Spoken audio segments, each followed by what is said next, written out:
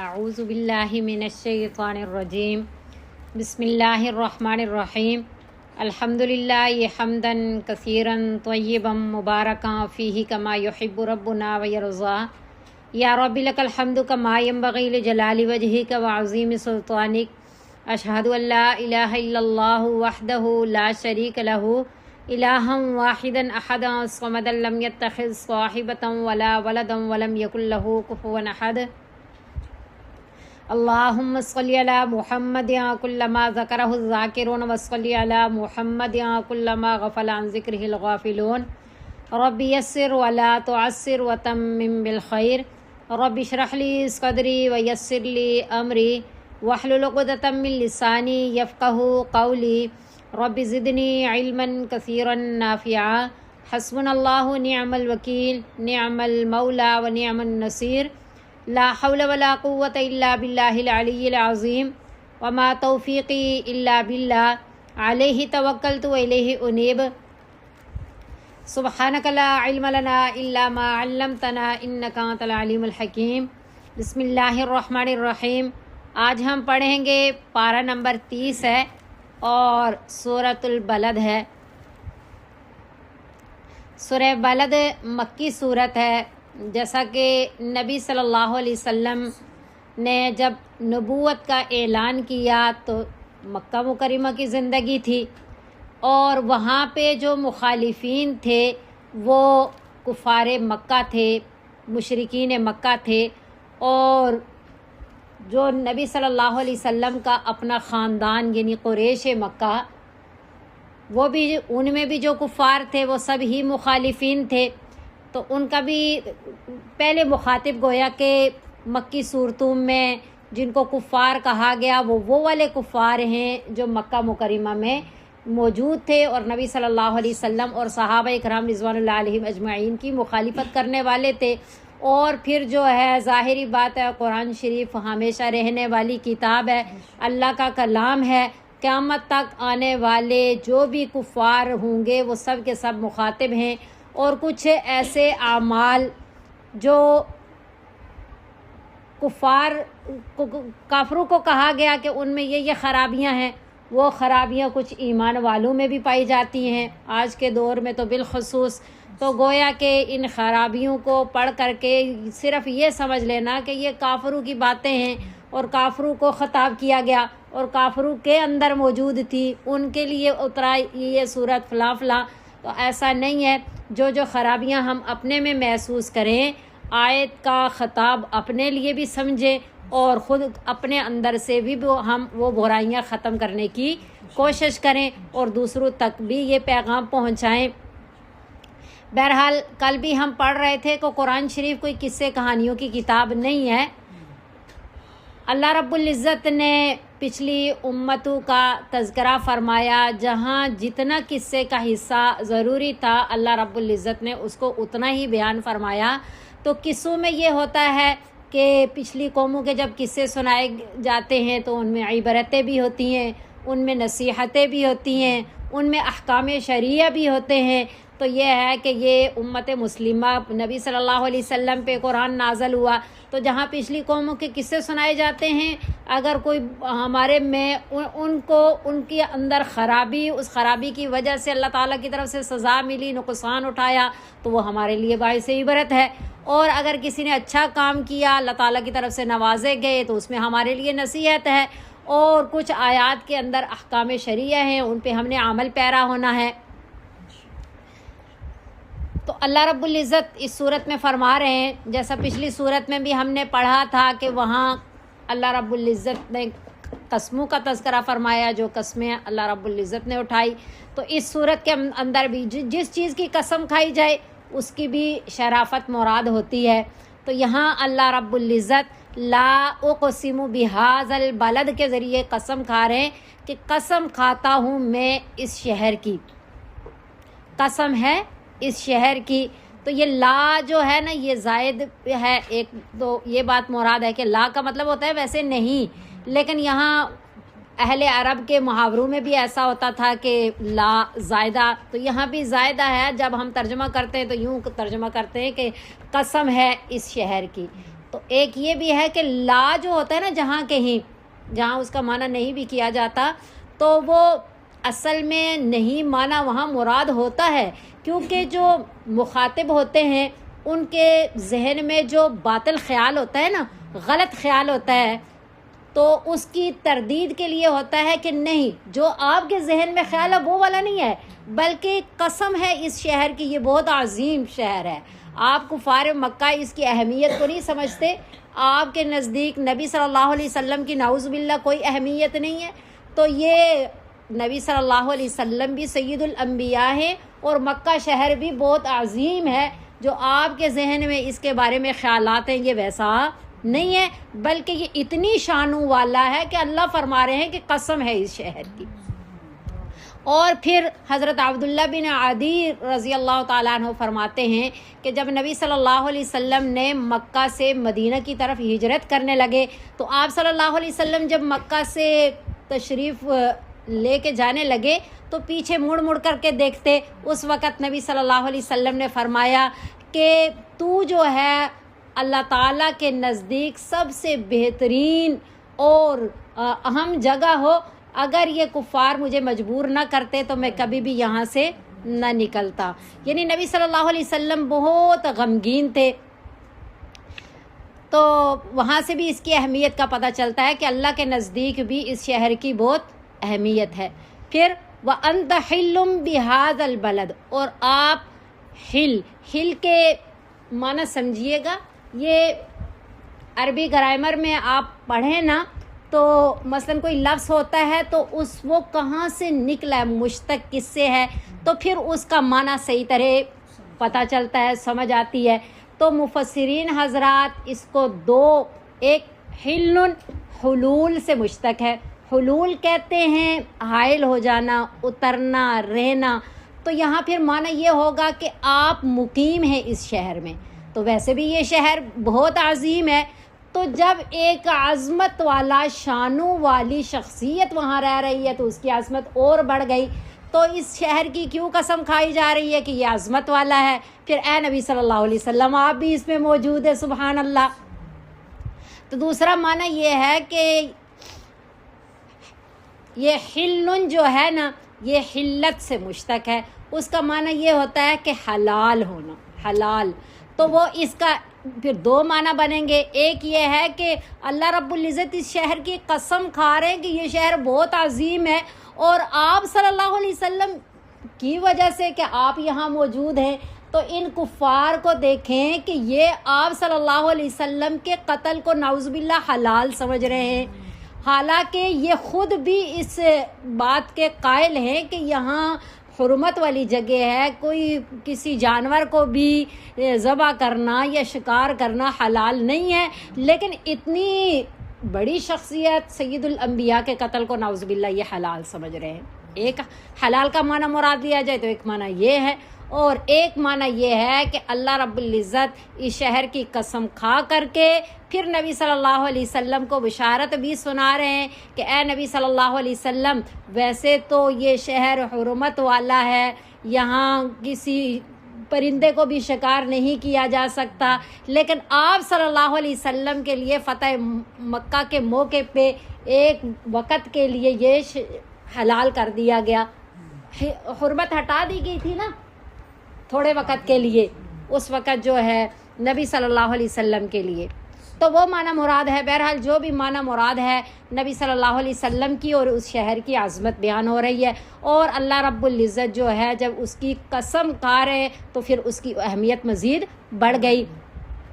ووالد وما ولد، اور قسم ہے والد کی اور وہ جو جنا یعنی باقی ساری اولاد کی، تو والد سے مراد یہاں حضرت آدم علیہ السلام ہیں، اور وما ولد سے ساری انسانیت مراد ہے، قیامت تک آنے والے جو انسان ہیں وہ سارے کے سارے مراد ہیں، یعنی ساری انسانیت کی قسم کھائے گی۔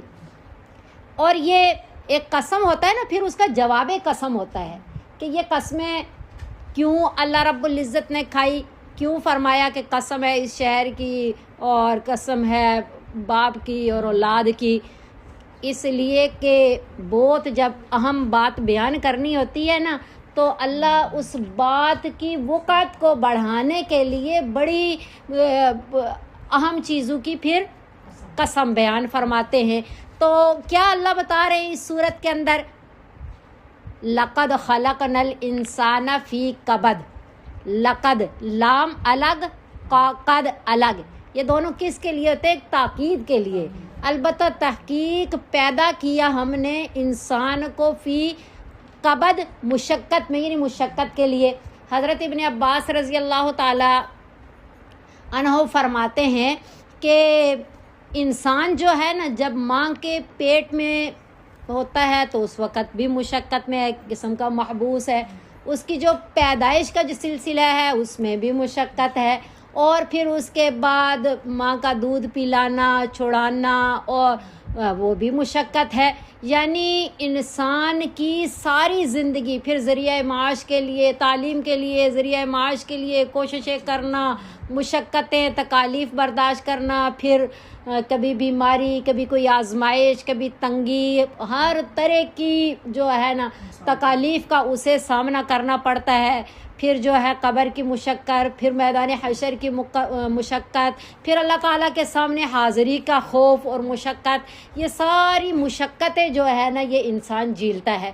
تو باقی مخلوق بھی جھیلتی ہے یہ مشقتیں، ساری تکلیفیں. ایک پرندہ ہے تو وہ بھی صبح کو نکلتا ہے دانہ دھن کا تلاش کرنے کے لیے اور پھر بچوں کی اپنے پرورش کرنے کے لیے. تو ہر جانور تکلیف دہ زندگی گزارتا ہے، لیکن انسان کے لیے یہاں خاص طور پہ اس لیے بیان کیا گیا کہ انسان دو باتوں کی وجہ سے باقی ساری مخلوق سے زیادہ تکلیف میں ہوتا ہے. وہ دو باتیں کون سی ہیں؟ ایک بات تو یہ ہے کہ اللہ رب العزت نے انسان کو شعور عطا کیا، اس کو دماغی قوت عطا فرمائی. اسی وجہ سے اس نے انا عرضنا الامانۃ علی السماوات والارض والجبال فابین ان یحملنها واشفقن منها وحملها الانسان. اتنی بڑی امانت کلام اللہ کی پہاڑوں پہ بھی پیش کی گئی، زمین پہ، آسمان پہ، تو کسی نے جو ہے فابینا، ہر ایک نے کیا کیا؟ انکار. وحملها الانسان، اور اس بوجھ کو انسان نے اٹھا لیا. تو یہ اللہ رب العزت نے انسان کو عقل و شعور عطا کیا، صلاحیت، استعداد عطا فرمائی، دماغی قوت عطا فرمائی. وہ اسی حساب سے محنتیں زیادہ کرتا ہے اور اسی حساب سے زیادہ مشقتیں ہیں. اور انسان جو ہے وہ مرکب غذائیں کھاتا ہے، گھر اس طرح کے بنا کر کے رہتا ہے، اس حساب سے اتنی ہی زیادہ مشقتیں ہیں. ایک مشقت تو اس کی بڑی باقی مخلوق سے اس کی استعداد کی وجہ سے، دماغی قوت کی وجہ سے، اور دوسری اس لیے بڑی کہ انسان اور جن جو ہیں وہ جب انسان کا تذکرہ ہوتا ہے بیچ میں جنوں کا بھی تذکرہ ہوتا ہے. یہ وہ ہیں کہ وما خلقت الجن والانس الا لیعبدون، کہ انہوں نے پوری زندگی جو ہے اللہ تعالیٰ کی اطاعت شعاری میں رہنا ہوتا ہے. اور پھر اطاعت شعاری میں وہی رہتا ہے جسے میدان حشر کا نقشہ سامنے ہوتا ہے. تو باقی مخلوق کا یہ ہے کہ جب زندگی ختم تو بس ختم، لیکن انسان نے پھر آگے جا کر کے اپنے کیے ہوئے کا امتحان دے کر کے اس حساب سے اپنی منزل میں پہنچنا ہوتا ہے. تو یہ سب سے بڑی مشقت ہے، اس لیے انسان کا تذکرہ کیا کہ انسان جو ہے وہ مشقت میں پیدا ہوا. اور مشقت میں پیدا کرنے کا مقصد کیا تھا؟ مشقت، ساری زندگی کی مشقت اس لیے تھی کہ جو مشقت اٹھاتا ہے نا اس میں عاجزی انکساری آ جاتی ہے، جو مشقت نہیں اٹھاتا اس میں عاجزی انکساری نہیں آتی. تو عاجزی انکساری آئے گی مشقت کی وجہ سے تو اطاعت شعاری والی زندگی گزارے گا، اللہ تعالیٰ کی مان کر کے چلے گا، تو پھر جو ہے وہ آخرت میں کامیاب ہو جائے گا. لیکن اللہ فرما رہے ہیں کہ لقد خلقنا الانسان فی کبد، ہم نے تو انسان کو مشقت کے لیے پیدا کیا. لیکن یہ ہے کہ جو کافر ہے وہ غافل ہے، وہ تو غافل ہو گیا، اس کے یہ ہے ہی نہیں آخرت کا نقشہ اس کے دماغ میں. ایحسب ان لن یقدر علیہ احد، کہ وہ تو آخرت کو بھول بیٹھا، اس کو تو کچھ بھی نہیں ایسا کہ بھئی میرے سے حساب کتاب ہوگا، کوئی جنت جہنم کا فیصلہ ہوگا، تو وہ تو ایسی زندگی گزارتا ہے گویا کہ اس کے اوپر کوئی قادر ہی نہیں ہے، کسی قسم کا کوئی خوف نہیں، بالکل غفلت والی زندگی۔ تو اللہ فرماتے ہیں کہ میں نے تو مشقت میں پیدا کیا تھا، عظیم کی ساری آ کر کے اطاعت شاری والی زندگی ہوگی، لیکن یہ غافل بن کر کے تو ایسے گمان کر بیٹھے ہیں کہ اللہ یقدر علیہ احد، ان پہ تو کوئی قادر ہی نہیں ہے۔ اور پھر یقول اہلکت مالا لبدا، کہتا کوئی خاص کافر مراد نہیں ہے، نبی صلی اللہ علیہ وسلم کے زمانے میں ہر کافر کی یہی حالت تھی، جو اللہ اس میں بیان فرما رہے ہیں کہ یقول اہلکت مال لبدا، کہتا ہے کہ اہلکت خرچ کیا میں نے، اڑایا میں نے، مال لبدا مال ڈھیروں، بہت زیادہ مال جو ہے میں نے خرچ کیا۔ تو بڑی شیخی بیان کرتا ہے اپنے بارے میں، متکبر بنتا ہے کہ میں نے تو بہت مال خرچ کیا ہے۔ تو ایک تو پہلی بات ہے جو بہت کہتا ہے اس میں بھی جھوٹا ہے کہ جتنا وہ خرچ نہیں کرتا جتنا وہ بیان کرتا ہے، تو ایک تو اس میں جھوٹا۔ دوسری بات یہ ہے کہ اہلکت خرچ کیا، خرچ نہیں کیا، ہلاک کیا، کیونکہ جو وہ خرچ کر رہا ہے یا تو وہ دین کی عداوت میں خرچ کر رہا ہے، نبی صلی اللہ علیہ وسلم کی مخالفت میں خرچ کر رہا ہے، یا گناہوں کے کاموں میں خرچ کر رہا ہے، رسم و رواج میں خرچ کر رہا ہے، اپنی جو ہے نام کے بڑھانے کے لیے خرچ کر رہا ہے، تو یہ خرچ کرنا پھر خرچ کرنا ہی نہیں ہے، کیونکہ خرچ کرنا اسے کہتے ہیں جو جیسے ابھی ہم حدیث میں پڑھ رہے تھے کہ مال کی حفاظت کرنی ہے تو زکوٰۃ دیں، بلاؤں کو ٹالنا ہے تو صدقہ و خیرات دیں، اور باقی معاملات سارے چلانے ہیں تو مانگنا ہے تو اللہ تعالیٰ سے دعا کریں۔ تو یہ ہے کہ یہ طریقے ہیں مال کے خرچ کرنے کے کہ جو اللہ رب العزت نے کلام پاک میں، نبی صلی اللہ علیہ وسلم نے اپنی مبارک احادیث میں خرچ کرنے کے طریقے بتائے، اپنے اہل و عیال پہ صدقہ و خیرات کی صورت میں، زکوٰۃ کی صورت میں، تو اس کے علاوہ جو خرچ کرنا ہے نا وہ ہلاک کرنا ہے، تباہ و برباد کرنا ہے، اس کا کوئی فائدہ نہیں ہے۔ تو اللہ فرماتے ہیں ایحسب ان لم یرہ احد، کیا وہ یہ خیال کرتا ہے کہ اس کو کوئی بھی نہیں دیکھ رہا؟ دیکھنے کے دو معنی ہیں کہ کس لیے خرچ کر رہا ہے اور کتنا خرچ کر رہا ہے، زیادہ بھی نہیں کر رہا اور فضول کاموں میں خرچ کر رہا ہے۔ تو پھر یہ ہے کہ اللہ رب العزت نے آگے ایک اور طریقے سے سمجھایا کہ مشقت میں پیدا کیا، عاجزی انکساری کے ذریعے اطاعت شاری کرنی تھی، وہ اس نے نہ کی، یعنی آزمائش سے بھی اللہ کی طرف نہ گیا۔ تو پھر اپنی جان میں دیکھو، سر سے لے کے پاؤں تک، وفی انفسکم افلا تبصرون، کہ اللہ تعالیٰ کو پہچاننا چاہتے ہو تو اپنے جسم کو ہی دیکھ لو۔ اللہ رب العزت اپنی پہچان کے لیے یا عالم اکبر کو بیان کرتے ہیں یا عالم اصغر کو بیان کرتے ہیں۔ عالم اکبر سے زمین، آسمان، سورج، چاند، ستارے، بحر و بحر کا تذکرہ فرماتے ہیں اللہ اپنے کلام پاک میں، اور عالم اصغر کو یعنی انسان کی جو اپنی تخلیق ہے اس کو بیان فرماتے ہیں، اور اسی انسان کی تخلیق میں سے چند چیزوں کا اللہ نے یہاں تذکرہ فرمایا۔ پہلی چیز بیان فرمائی الم نجعل لہ عینین، کیا نہیں دی ہم نے اس کو دو آنکھیں، یعنی اس کی دو آنکھیں نہیں بنائی۔ اب دو آنکھوں کا اللہ رب العزت نے تذکرہ کیا۔ اب دیکھیں میں راستے میں آتے ہوئے سوچ رہی تھی کہ دیکھیں اللہ تعالیٰ کی کیسی تخلیق ہے، بندہ سوچتا ہی رہ جاتا ہے کہ ہم آنکھیں بند کر لے تو کچھ بھی نہیں نظر آئے گا، یعنی دیکھنے کا جو عمل ہے وہ صرف آنکھ سے ہوتا ہے۔ آنکھ کے علاوہ ہم چاہے ہاتھ سے دیکھیں، پاؤں سے دیکھیں، سر سے دیکھیں تو ایسا نہیں ہو سکتا، بس دیکھ بندہ آنکھ سے سکتا ہے، سونگ بندہ صرف ناک سے سکتا ہے۔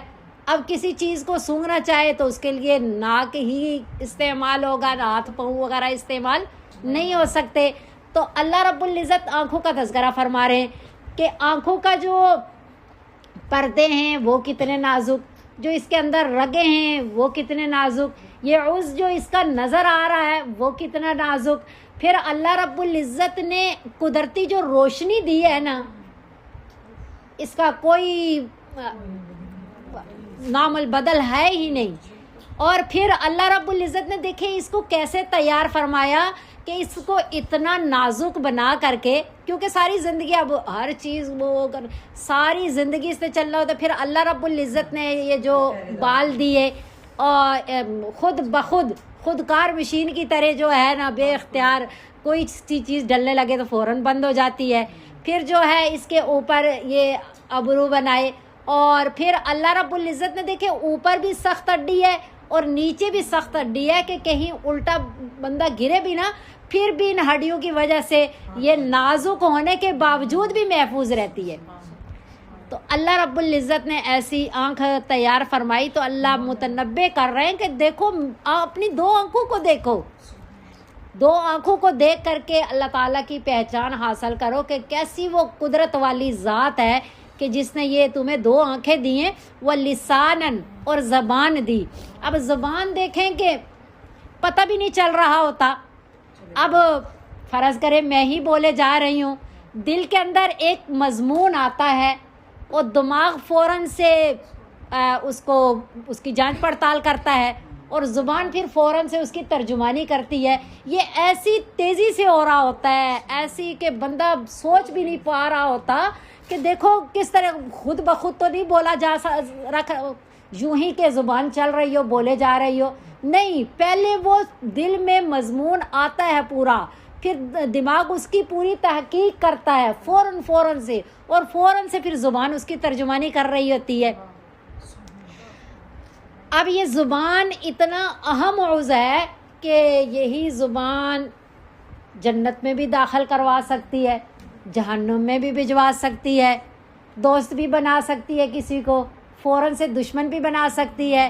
جو اجنبی ہے دو کلموں سے وہ ایسا قربت والی زندگی ہو جاتی ہے کہ اتنے قریب والدین بھی نہیں ہوتے. تو یہ زبان کا اللہ رب العزت نے تذکرہ فرمایا. پھر فرمایا وشفتین، دو ہونٹ دیے. اب دو ہونٹ کے ایک معنی تو یہ ہے کہ زبان جب بولتی ہے نا تو اس کے مددگار یہ دو ہونٹ ہیں. سارے الفاظ کی ادائیگی زبان سے نہیں ہو رہی ہوتی، اور ان زبانوں کو جو وہ آواز دی جا رہی ہوتی ہے اور جو حیت بن رہی ہوتی ہے وہ ہونٹوں کی وجہ سے ہو رہی ہے. تو یہ اس کے زبان کے مددگار و معاون ہیں.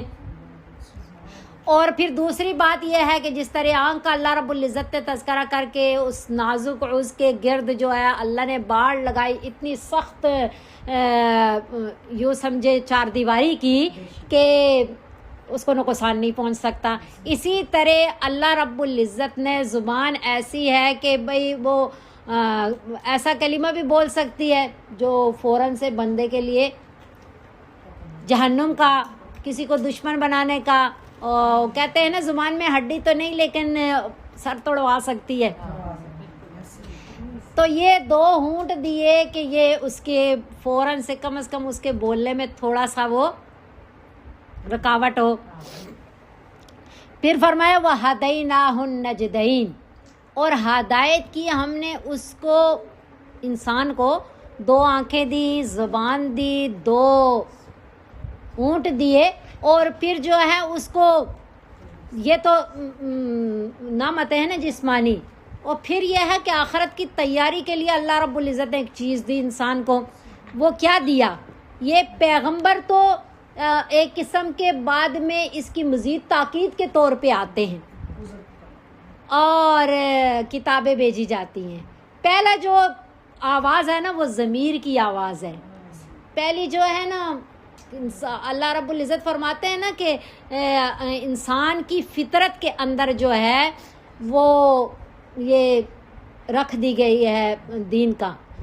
ہر انسان اپنی فطرت پہ پیدا ہوتا ہے. حدیث مبارکہ ہے میں بعد میں اس کے والدین اسے یہودی بنا دیتے ہیں یا عیسائی بنا دیتے ہیں. ویسے پیدا کس پہ ہوتا ہے؟ فطرت پہ.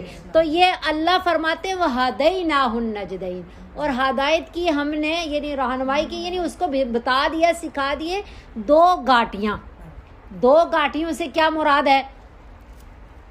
یہ نجدین کہتے ہیں نا کہ کسی اونچی جگہ پہ چڑھنا، یعنی اس سے یوں معنی مراد لیں کہ کھلا اور واضح راستہ، خیر اور کامیابی کا بھی اور شر اور ہلاکت کا بھی، کہ کیا برائی ہے جس کے ذریعے ہلاک ہو جانا ہے اور کیا خیر ہے جس کے ذریعے کامیاب ہو جانا ہے۔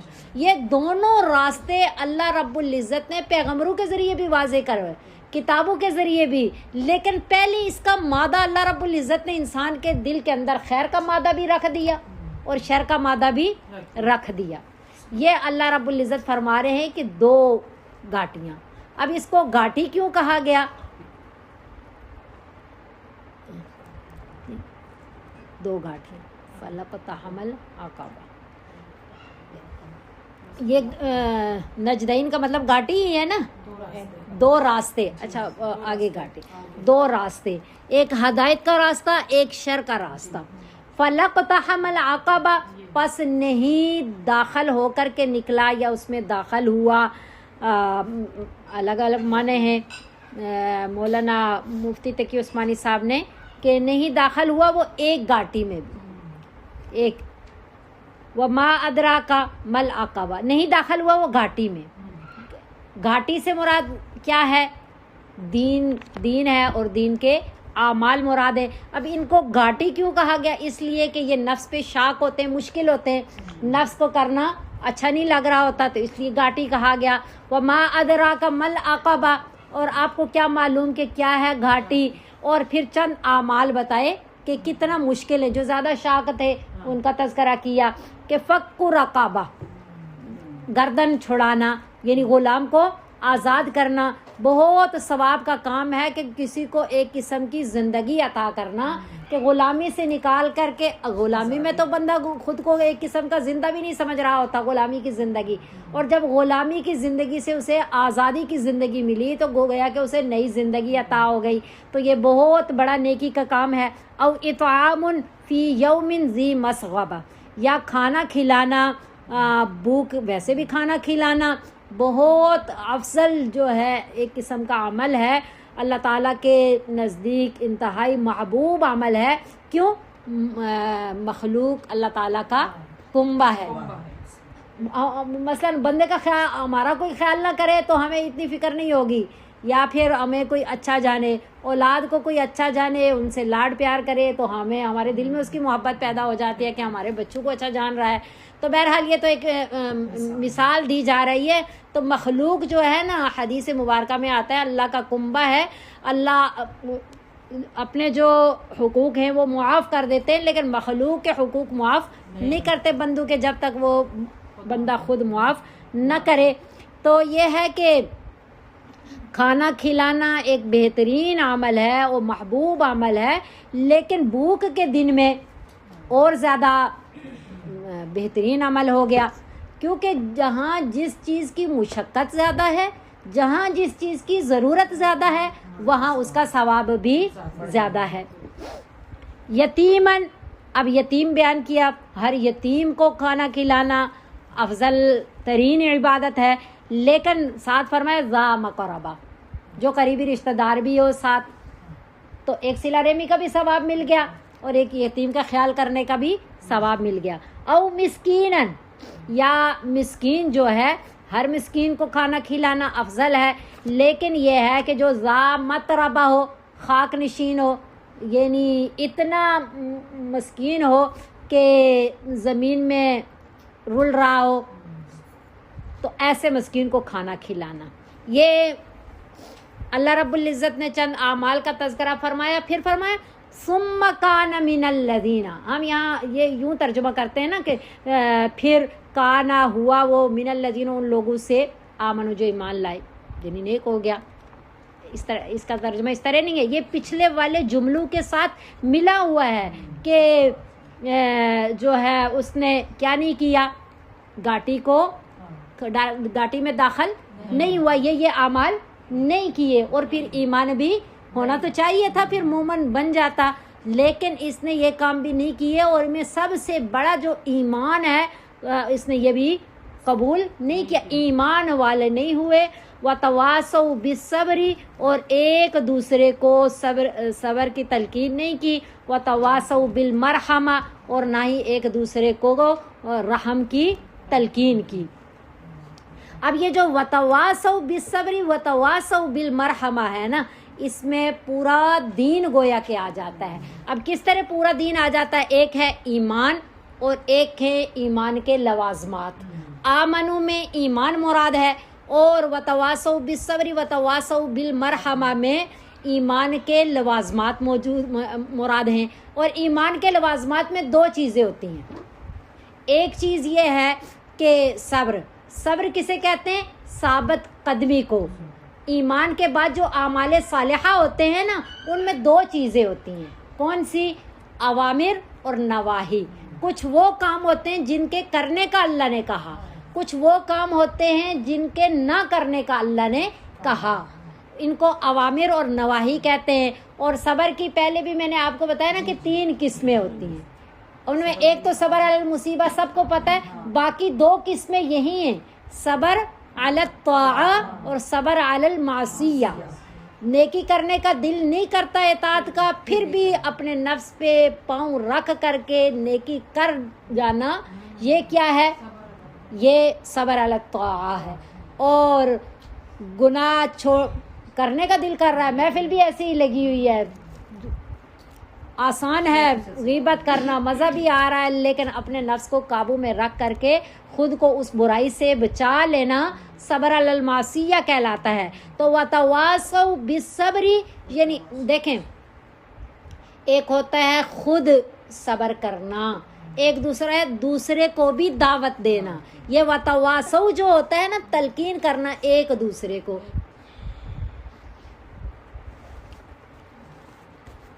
تو وتواصوا بالصبر یہ کہہ رہا ہے کہ خود بھی نیکی کے کام کریں، برائی سے رکیں، اور دوسروں کو بھی نیکی کرنے کی دعوت دیں اور برائی سے رکنے کی بھی تلقین کریں۔ یہ ہے وتواصوا بالصبر۔ اور وتواصوا بالمرحمہ کیا کہہ رہا ہے؟ کہ ایک دوسرے رحم کرنے کی تلقین کرنا۔ تو یعنی کہ ظلم ایسا گناہ ہے جس کی سزا دنیا میں بھی ہے اور جس کی سزا آخرت میں بھی ہے، اور اللہ رب العزت نے ظلم کی بہت سخت تردید فرمائی، کیونکہ یہ انسانیت کے حقوق کا ضیاع ہے ظلم کرنا۔ کسی طرح کفر کے بعد کہتے ہیں نا سب سے بڑا گناہ کیا ہے؟ دل آزاری۔ نبی صلی اللہ علیہ وسلم نے اکثر آپ کو کہا حرمت المؤمن ارجح من حرمت الکعبہ، ایک مومن کی حرمت کعبے کی حرمت سے بھی بڑھ کر ہے۔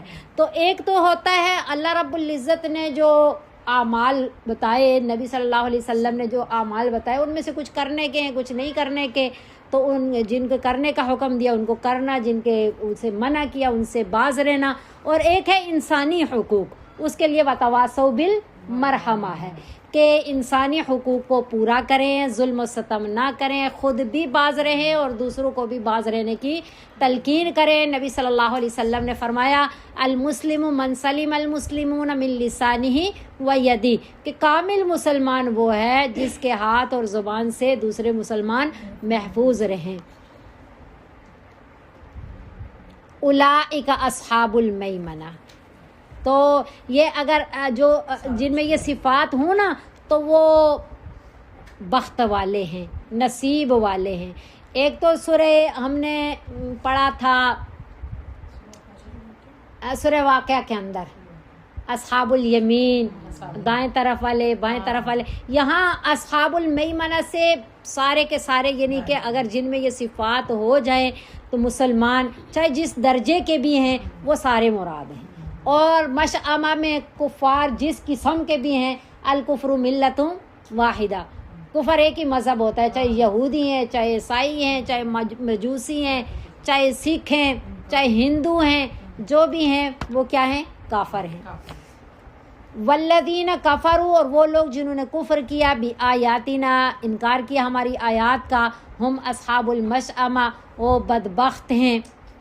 دائیں یعنی بائیں طرف والے، علیہم ان پر، نارن آگ مسلط ہوگی، مؤصدہ جو یعنی آگ بند کر دی جائے گی ان پہ، یعنی آگ میں ڈال کر کے ان کو بند کر دی جائے گا۔ اللہم اجرنی من النار، اللہم انی اچھا اس میں بات سمجھ آئی ہوگی کہ اللہ رب العزت نے جو ہے اس چیز کا درس دیا کہ انسان کو مشقت کے لیے پیدا کیا گیا، تو مشقت تو اٹھانی ہے، چاہے وہ والے اعمال کریں جن سے بندہ جہنم میں چلا جائے گا، اس میں زیادہ مشقت ہے، چاہے وہ اعمال کرے جن سے جنت میں جانا ہے، تو جب کرنی ہی مشقت ہے تو وہ والے ان اعمال میں مشقت اٹھانی چاہیے جو اعمال ہمیں اللہ تعالیٰ کا قرب عطا کریں، جو ہمیں آخرت میں کامیاب کر دیں۔ تو یہ ہے کہ مشقت تو وہ بھی اٹھاتے ہیں جو چوریاں کرتے ہیں، جو ڈکیتی کرتے ہیں، جو برے نافرمانی والے کام کرتے ہیں، ان کی مشقت زیادہ بڑی مشقت ہوتی ہے۔ لیکن یہ ہے کہ جب مشقت کے لیے ہی اللہ نے پیدا فرمایا ہے، مشقت اٹھانی ہی ہے، تو اللہ ہمیں اعمال صالحہ میں، اپنے رضا والے اعمال میں مشقت اٹھانے کی توفیق عطا فرمائے۔